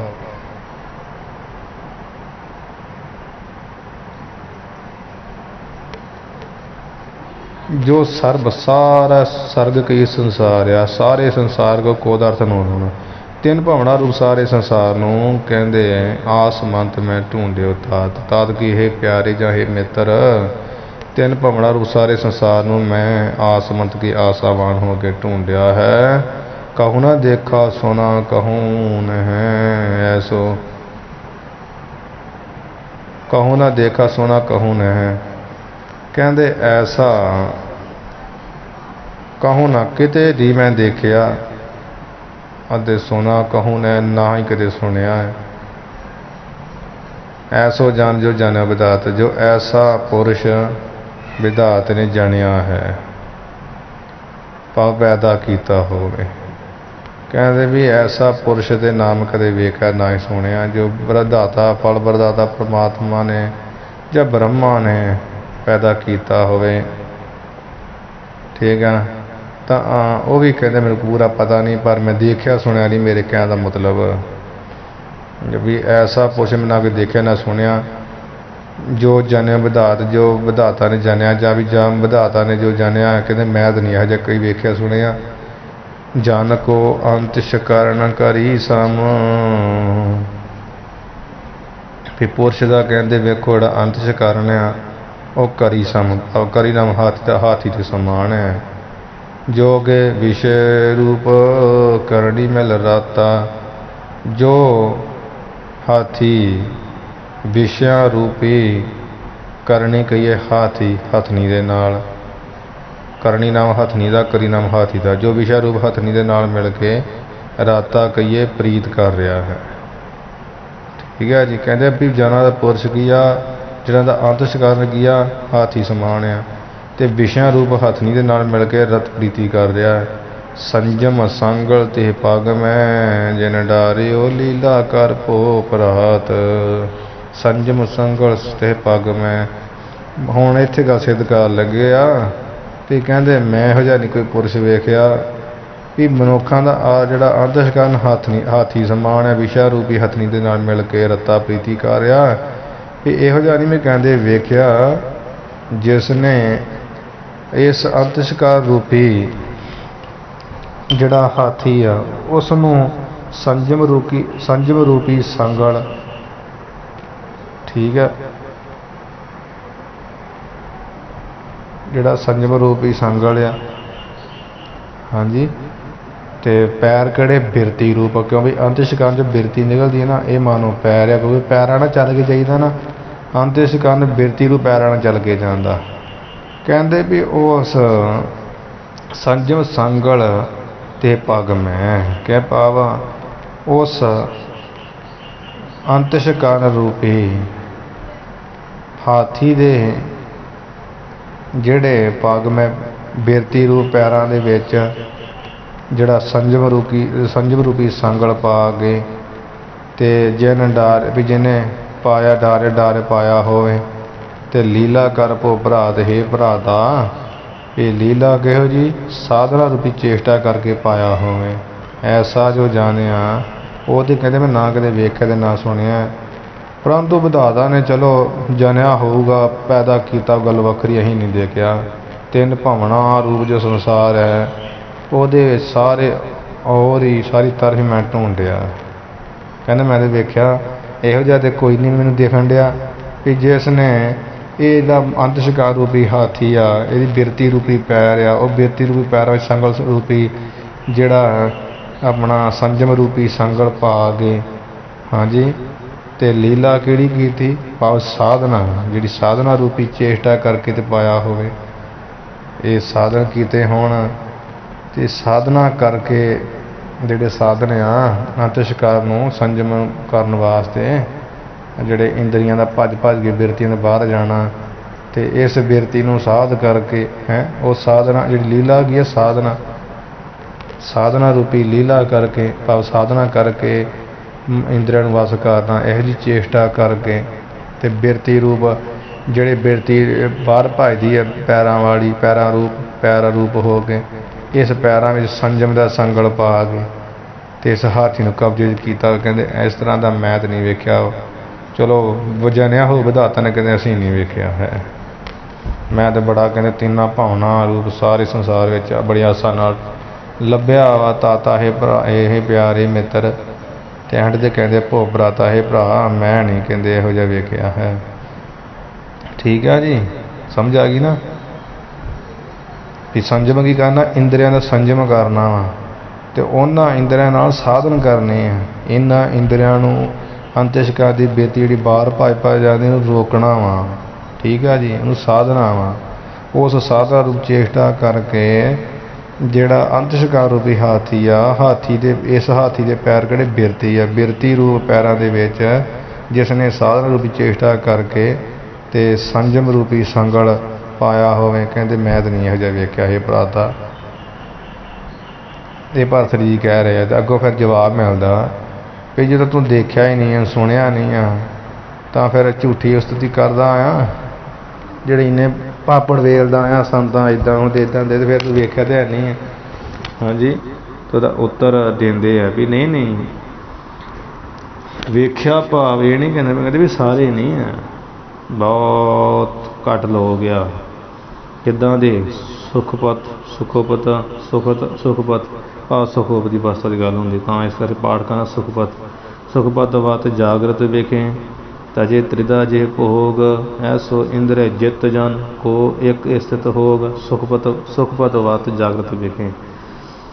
ਗਿਆਨੀ ਤਥਾ ਭਗਤ ਤੇ ਕਹਿੰਦੇ ਬਹੁਤ ਆ, ਪਰੰਤੂ ਪਰ ਮੈਂ ਕਹਿੰਦੇ ਉਹਨਾਂ ਦੀ ਗੱਲ ਕਰਨ ਡਿਆ ਵੀ ਗਿਆਨੀ ਭਗਤ ਦੇ ਬਹੁਤ ਹੈ। ਵੇਖੋ ਅੱਜ ਵੀ ਕਿੰਨੇ ਗਿਆਨੀ, ਆਤਮ ਗਿਆਨੀ ਦੀ ਗੱਲ ਕੱਢ ਕੇ ਆਪਾਂ ਘਰ ਗਿਆਨੀ ਆ TV ਖੋਲ੍ਹ, ਉਹ ਸ਼ਾਮਾਂ ਨੂੰ ਬਥੇਰੀਆਂ ਕਥਾ ਆਉਂਦੀਆਂ, ਤੇ ਉਹਨਾਂ ਕੋਲ ਸ਼ਾਇਦ ਇਹੋ ਜਿਹਾ ਗ੍ਰੰਥ ਹੀ ਖੋਲ੍ਹ ਦੇਈਏ ਤੇ ਉਹਨਾਂ ਨੂੰ ਸਮਝ ਨਹੀਂ ਪੈਣੀ। ਸੁਖੋਪਤ ਵਤ ਜਾਗਰਤ ਵੇਖੇ, ਜਿਹੜੀ ਸੁਖੋਪ ਦੀ ਅਵਸਥਾ ਵਾਂਗ ਤੇ ਜਾਗਰਤ ਵੇਖੇ ਵੀ ਜਾਗਰਤ ਵਿੱਚ ਤਜੇ ਤ੍ਰਿਦਾ ਜੇ ਭੋਗ,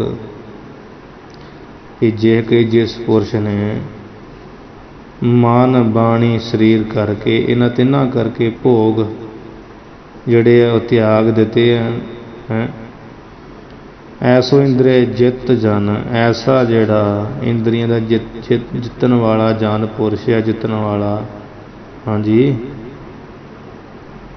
ਜਿਹਨੇ ਸਾਮ ਕੀਤਾ, ਮਨ ਨੂੰ ਰੋਕਣਾ ਕੀਤਾ, ਦਮ ਨੂੰ ਇੰਦਰੀਆਂ ਦਾ ਦਮਨ ਕੀਤਾ। ਇਸ ਤਰ੍ਹਾਂ ਇੰਦਰੀ ਜਿਤ ਜਨ ਕੋ ਇੱਕ ਸਥਿਤ ਹੋਗ, ਕਹਿੰਦੇ ਕੋਈ ਇੱਕ ਹੀ ਕਿਧਰੇ ਸਥਿਤ ਹੋਵੇਗਾ, ਬਹੁਤੇ ਨਹੀਂ, ਕਿਉਂਕਿ ਗੁਰੂ ਸਿਮਰਤ ਵੀ ਹੈ। ਐਨ ਵੇਰਲੇ ਨਾਹੀ ਕਣੇ ਫੈਲ ਫਕੜ ਸੰਸਾਰ, ਕਹੋ ਨਾਨਕ ਕੋਟਲ ਮੈਂ ਕਹੂ ਨਾਰਾਇਣ ਜੇ ਚੀਤ।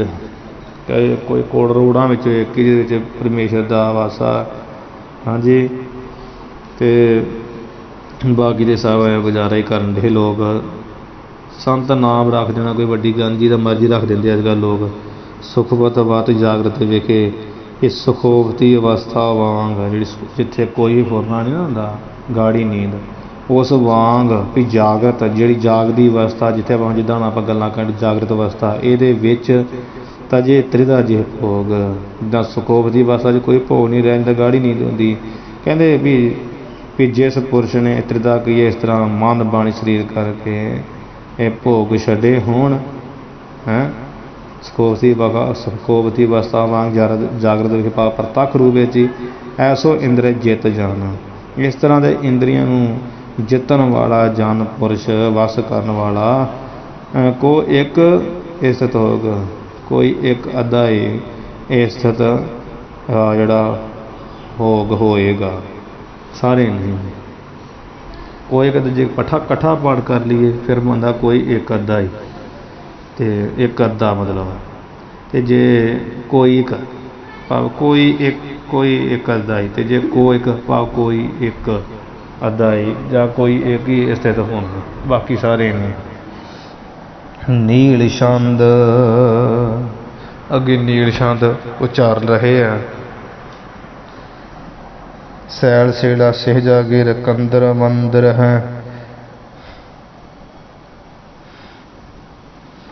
ਪਹਾੜ ਦੀਆਂ ਚਟਾਨਾਂ ਜਿਨ੍ਹਾਂ ਦੀਆਂ ਸੇਜਾਂ ਹੈ, ਅਤੇ ਪਹਾੜ ਦੀਆਂ ਕੰਦਰਾਂ ਹੀ ਮੰਦਰ ਹਨ ਜਿਨ੍ਹਾਂ ਦੀਆਂ। ਸੈਲ ਸੇਲਾ ਸਹਿਜਾ ਗਿਰ, ਸੈਲ ਭਾਵ ਪਹਾੜ ਦੀਆਂ ਜਿਹੜੀਆਂ ਸਿਲਾ ਚਟਾਨਾਂ, ਪਹਾੜ ਦੀਆਂ ਜਿਹੜੀਆਂ ਸਿਲਾ ਆ, ਪੱਥਰ ਦੀਆਂ ਸਿਲਾ ਜਿਹੜੀਆਂ ਹੁੰਦੀਆਂ, ਚਟਾਨਾਂ ਕਹਿ ਲਓ, ਪਹਾੜ ਦੀਆਂ ਸਿਲਾ ਜਿਨ੍ਹਾਂ ਦੀ ਸੇਜ ਹੈ, ਅਤੇ ਗਿਰ ਮੰਦਰ, ਗਿਰ ਪਹਾੜ ਦੀਆਂ ਕੰਦਰ ਕੀ ਗੁਫਾ ਜਿਨ੍ਹਾਂ ਦਾ ਮੰਦਰ ਹੈ, ਗੁਫਾਵਾਂ ਹੀ ਮੰਦਰ ਜਿਨ੍ਹਾਂ ਦੀਆਂ। ਬ੍ਰਿਸ਼ਨ ਕੀ ਛਿੱਲ ਕੇ ਪਾਟ ਵਾਦਿਕ ਅੰਬਰ ਹੈ, ਅਤੇ ਫਿਰ ਬ੍ਰਿਸ਼ਨ ਕੀ ਛਿੱਲ ਦਰਖਤਾਂ, ਬ੍ਰਿਸ਼ਣਾਂ ਦੀ ਛਿੱਲ, ਬ੍ਰਿਸ਼ਨ ਆ ਦਰਖਤਾਂ ਦੀਆਂ ਛਿੱਲਾਂ ਜਿਹੜੀਆਂ, ਉਹ ਛਿੱਲਾਂ ਦੇ ਜਿਨ੍ਹਾਂ ਦੇ ਪਾਟ ਕੇ ਕੱਪੜੇ ਆ, ਇਹੋ ਜਿਹੇ ਕੱਪੜੇ ਬ੍ਰਿਸ਼ਾਂ ਦੀ ਛਿੱਲਾਂ ਦੇ ਜਿਨ੍ਹਾਂ ਕੱਪੜੇ ਪਾਏ ਹੋਏ, ਅਤੇ ਵਾਕਈ ਅਥਵਾ ਦਿਗ ਅੰਬਰ ਹੈ, ਜਾਂ ਵੀ ਦਿਸ਼ਾ ਹੀ ਜਿਨ੍ਹਾਂ ਦੇ ਅੰਬਰ ਗਈਏ ਵਸਤਰ ਹੈ, ਦਿਸ਼ਾਵਾਂ ਜਿਨ੍ਹਾਂ ਦੇ ਅੰਬਰ ਹੈ, ਭਾਵ ਵੀ ਹਮੇਸ਼ਾ ਜੋ ਨੰਗ ਬਨੰਗੇ ਹੀ ਰਹਿੰਦੇ ਆ, ਭਾਵ ਆ ਜਿਹੜੇ 4 ਦਿਸ਼ਾਵਾਂ ਨਾ, ਜਾਂ 10 ਦਿਸ਼ਾਵਾਂ ਜਿਨ੍ਹਾਂ ਨੇ ਆਪਣੇ ਵਸਤਰ ਬਣਾਏ ਹੋਏ ਵੀ ਇਹੀ ਸਾਡੇ ਕੱਪੜੇ ਆ। ਮਿੱਤਰ ਕੁਰੰਗ ਸਮੂਹ ਮਹੀ ਜੇ ਤਿਨ ਸੰਗ ਜਰੇ, ਹਿਰਨ ਜਿਨ੍ਹਾਂ ਦੇ ਮਿੱਤਰ ਹਨ, ਜੋ ਮਹੀ ਕਹੀਏ ਧਰਤੀ ਦੇ ਉੱਤੇ ਉਹਨਾਂ ਨਾਲ ਫਿਰਦੇ ਹਨ। ਮਿੱਤਰ ਕੀ ਕੁਰੰਗ ਸਮੂਹ ਕਹੀਏ ਸਾਰੇ ਜਿਹੜੇ ਹਿਰਨ ਜੰਗਲ ਦੇ, ਉਹੀ ਮਾਨੋ ਉਹਨਾਂ ਦੇ ਮਿੱਤਰ ਆ। ਮਹੀ ਤਿੰਨ ਸੰਗ ਜਰੇ, ਅਤੇ ਮਹੀ ਕਹੀਏ ਧਰਤੀ ਦੇ ਵਿੱਚ ਤਿੰਨ ਕਹੀਏ ਤਿੰਨਾਂ ਦੇ ਨਾਲ ਜੋ ਚਰੇ ਵਿਚਰਦੇ, ਧਰਤੀ 'ਤੇ ਉਹਨਾਂ ਨਾਲ ਜੋ ਚਰੇ ਵਿਚਰਦੇ ਆ। ਹਾਂਜੀ, ਕੋਮਲ ਪੁੰਨ ਫਲ ਕੀਨ ਫਲੋ ਕਰ ਪ੍ਰਾਣ ਧਰੇ, ਕੋਮਲ ਪੁੰਨ ਫਲ ਕੀਨ, ਫਿਰ ਕੋਮਲ ਅਤੇ ਪਵਿੱਤਰ ਫਲਾਂ ਵਾਲੇ ਬ੍ਰਿਸ਼ਾਂ ਦੇ ਫਲਾਂ ਨੂੰ ਖਾ ਕੇ ਜੋ ਆਪਣੇ ਪ੍ਰਾਣਾਂ ਨੂੰ ਧਾਰਨ ਕਰ ਰਹੇ ਹੈ। ਕੋਮਲ ਪੁੰਨ, ਕੋਮਲ ਅਤੇ ਪੁੰਨ ਕੀ ਪਵਿੱਤਰ, ਹਾਂਜੀ, ਉਹ ਪਵਿੱਤਰ ਫਲੋਂ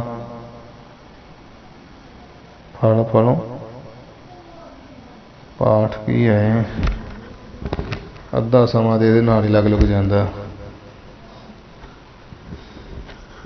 ਕੋਮਲ ਪੁੰਨ ਫਲੀ ਨਾ ਫਲੋਂ ਕਰ ਪ੍ਰਾਣ ਧਰੇ,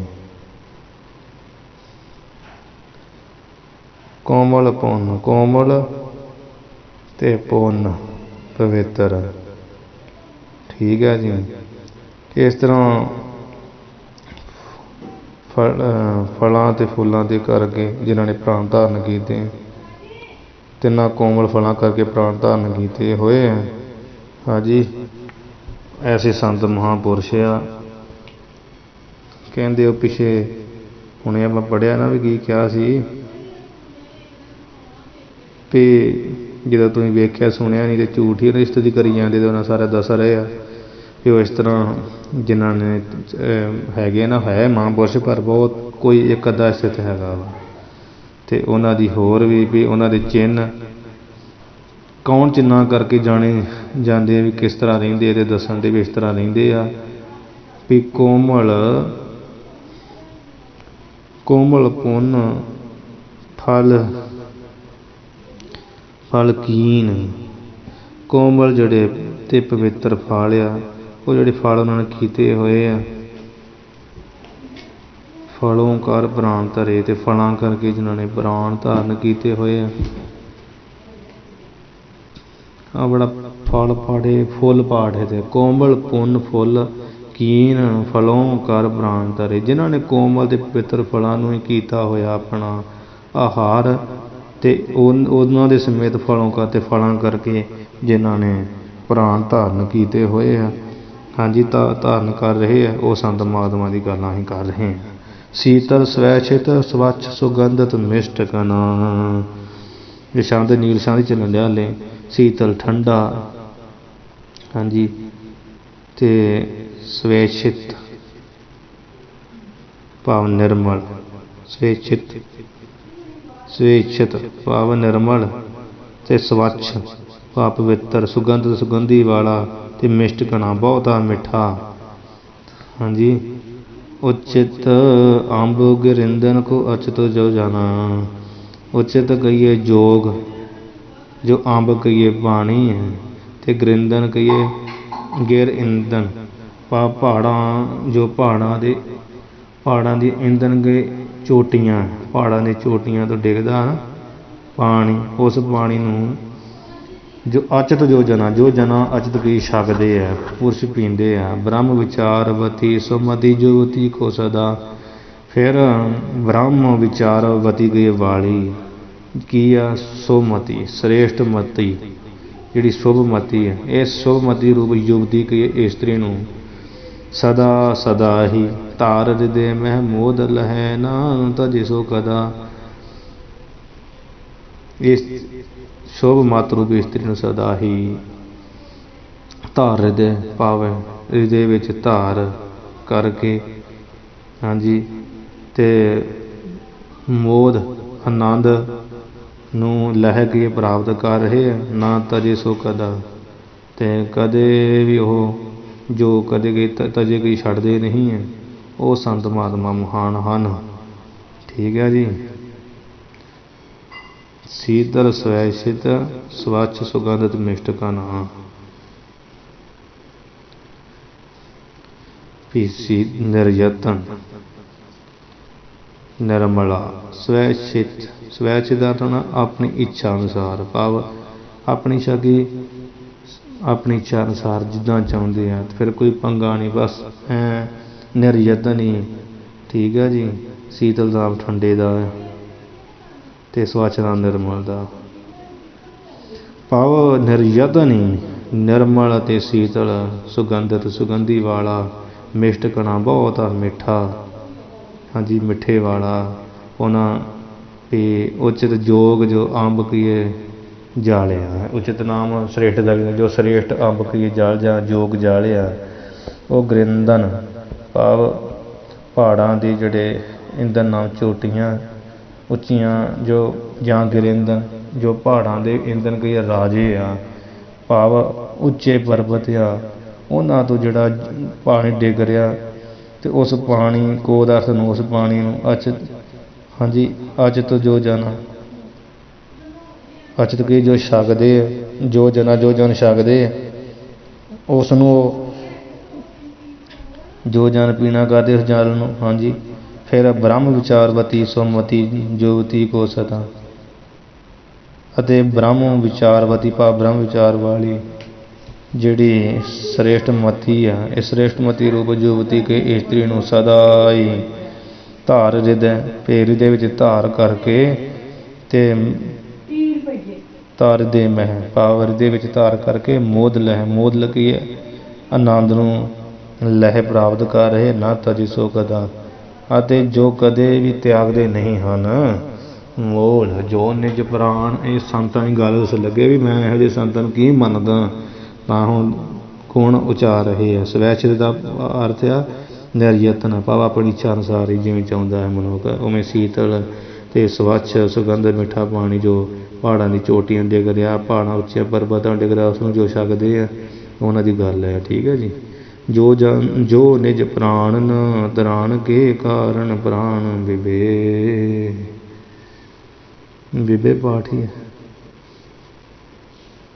ਹਾਂਜੀ ਵਿਵੇ, ਵਿਵੇ ਦਾ ਅਰਥ ਲਾਉਣਾ ਦੋਵੇਂ।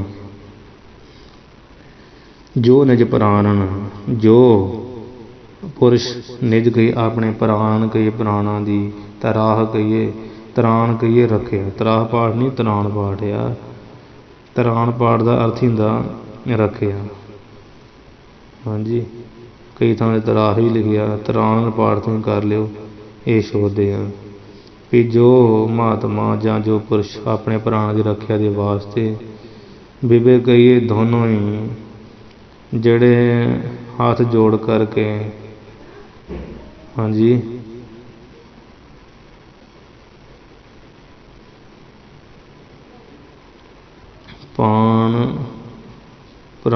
ਪ੍ਰਾਣ ਪਾਠ ਨਹੀਂ ਪਾਣ ਵਿਵੇ ਪਾਠ ਆ। ਜੋ ਆਪਣੇ ਪ੍ਰਾਣ ਦੀ ਰੱਖਿਆ ਦੇ ਕਾਰਨ ਵਿਵੇ ਕਹੀਏ ਦੋਵੇਂ ਪਾਣ ਕਹੀਏ ਹੱਥ ਜੋਰ ਨਮੋ ਸਿਰ ਸੋਨਾ ਕਰੋ ਕਹੂੰ ਅਗਰ ਕਵੇ। ਅਤੇ ਆਪਣੇ ਦੋਵੇਂ ਹੱਥਾਂ ਨੂੰ ਜੋੜ ਕਰਕੇ ਅਤੇ ਸਿਰ ਦੇ ਨਾਲ ਨਮੋ ਕੋਈ ਨਮਸਕਾਰ ਨਾ ਕੋਈ ਨਹੀਂ ਕਰਦੇ। ਕਹੂੰ ਅਗਰ ਕਵੇ, ਕਵੀ ਕਦੀ ਵੀ ਕਹੂੰ ਕਹੀ ਕਿਸੇ ਦੇ ਅੱਗੇ ਸਿਰ ਨਾਲ ਕਦੇ ਵੀ ਕਿਸੇ ਅੱਗੇ ਨਮਸਕਾਰ ਨਹੀਂ ਕਰਦੇ। ਆਪਣੀ ਪ੍ਰਾਣਾਂ ਦੀ ਰੱਖਿਆ ਵਾਸਤੇ ਲੇਲੜੀਆਂ ਨਹੀਂ ਕੱਢਦੇ। ਜੇ ਇਤ ਰੀਤ ਪਮਾਨ ਵਿਰਾਜਤ ਲੋਕ ਵਿਖੇ। ਜੇ ਪਾਠ ਦੀ ਥਾਂ 'ਤੇ ਜੋ ਪਾਠ ਵੀ ਹੋ ਜਾਏ ਕੋਈ ਗੱਲ ਨਹੀਂ, ਪਰ ਜੇ ਪਾਠ ਹੀ ਰੱਖਿਆ। ਕਹਿੰਦੇ ਜੇ ਦਾ ਭਾਵ ਜਿਹੜੇ, ਇਸ ਰੀਤ ਇਸ ਰੀਤੀ ਦੇ ਨਾਲ ਪਮਾਨ ਕਹੀਏ ਮਹਾਤਮਾ ਪੁਰਸ਼, ਪਮਾਨ ਕਹੀਏ ਪੁਰਸ਼ ਜੋ ਇਸ ਰੀਤੀ ਨਾਲ ਪੁਰਸ਼ ਵਿਰਾਜਦੇ ਨਾ ਇਸ ਲੋਕ ਵਿਖੇ, ਇਸ ਲੋਕ ਵਿੱਚ ਰਹਿੰਦੇ ਆ, ਇਸ ਤਰ੍ਹਾਂ ਦੀ ਰੀਤੀ ਵਾਲੇ ਮਹਾਨ ਪੁਰਸ਼ ਵਿਰਾਜਦੇ ਆ। ਮਾਨਤ ਤਾਂ ਪਰਮੇਸ਼ਵਰ ਮੈਂ ਸੁਣ ਜੀਵ ਸਕੇ। ਕਹਿੰਦੇ ਹੇ ਸਖੇ ਭਾਵ ਹੇ ਸਖੇ ਹੇ ਮਿੱਤਰ, ਕਹਿੰਦੇ ਤਾਂ ਕਹੀਏ ਉਹਨਾਂ ਜੀਵਾਂ ਨੂੰ, ਕਹਿੰਦੇ ਮੈਂ ਕੀ ਮੰਨਦਾ ਵਾਂ, ਸੁਣ ਲਾ, ਮੈਂ ਮੰਨਦਾ ਵਾਂ ਉਹਨਾਂ ਨੂੰ ਪਾਂਤ ਪਰਮੇਸ਼ਰ। ਮਾਨਤ ਤਾਂ ਪਰਮੇਸ਼ਰ, ਮੰਨਦਾ ਵਾਂ ਤਾਂ ਕਿ ਉਹਨਾਂ ਨੂੰ ਪਰਮੇਸ਼ਰ। ਮੈਂ ਸੁਣ ਲਾ ਹੇ ਜੀਵ, ਹੇ ਸਕੇ ਮਿੱਤਰ, ਮੈਂ ਉਹਨਾਂ ਨੂੰ ਪਰਮੇਸ਼ਰ ਮੰਨਦਾ। ਭਾਵ ਜੀਵ ਨਹੀਂ ਆ ਜਿਹੜੇ ਭਾਵੇਂ ਇਸ ਤਰ੍ਹਾਂ ਕਿਸੇ ਦੀ ਅਧੀਨਗੀ ਨਹੀਂ ਕੱਟਦੇ ਅਤੇ ਬੇਪਰਵਾਹ ਰਹਿੰਦੇ ਆ। ਕਿਉਂਕਿ ਮਹਾਂਪੁਰਸ਼ ਹੀ ਉਹ ਜਿਹੜਾ ਬੇਪਰਵਾਹ ਰਹੇ, ਜਿਹੜੇ ਕਿਸੇ ਦੇ ਅਧੀਨ, ਜਿਵੇਂ ਅੱਜ ਕੱਲ੍ਹ ਲਾਣਾ ਸਾਰਾ ਸਰਕਾਰਾਂ ਦਾ ਬਣਿਆ ਪਿਆ। ਅਤੇ ਇਹ ਕੋਈ ਸੰਤ ਸੁੰਤ ਥੋੜ੍ਹੀ ਜਿਹੜੇ ਸਰਕਾਰਾਂ ਦੇ